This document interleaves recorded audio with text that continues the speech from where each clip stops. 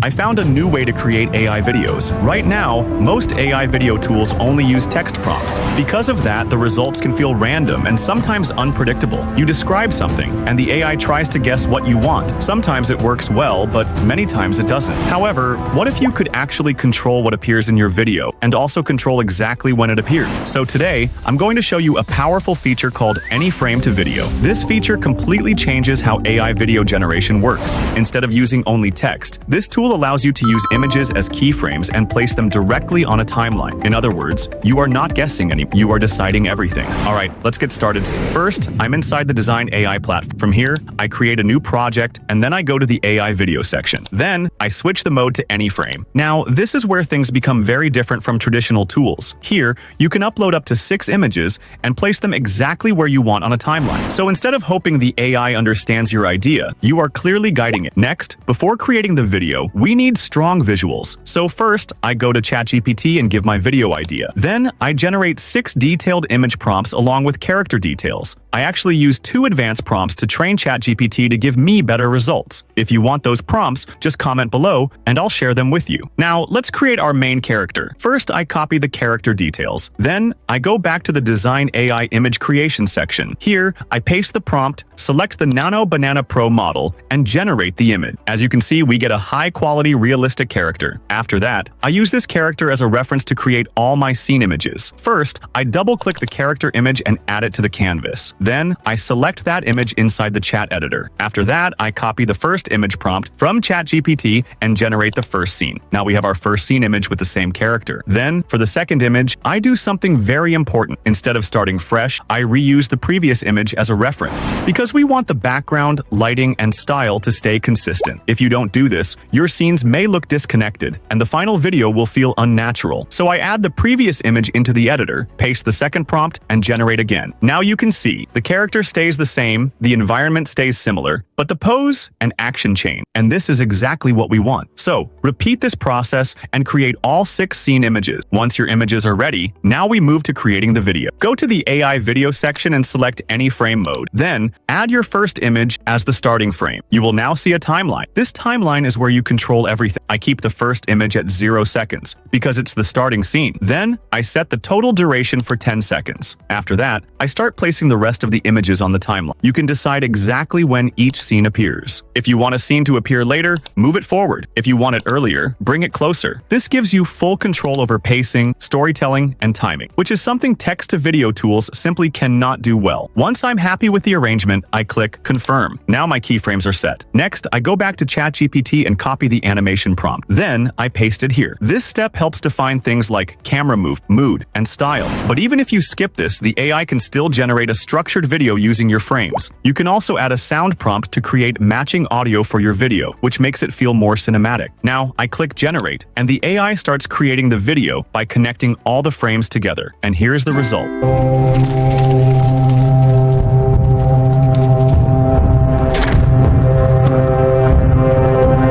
As you can see, the result is really impressive. The AI smoothly connects each image and creates natural transitions. So, it feels like a real video instead of separate pictures. Here's another example I created using a 3D Pixar-style concept. The process is exactly the same. 6 images, placed on a timeline and then turned into a video.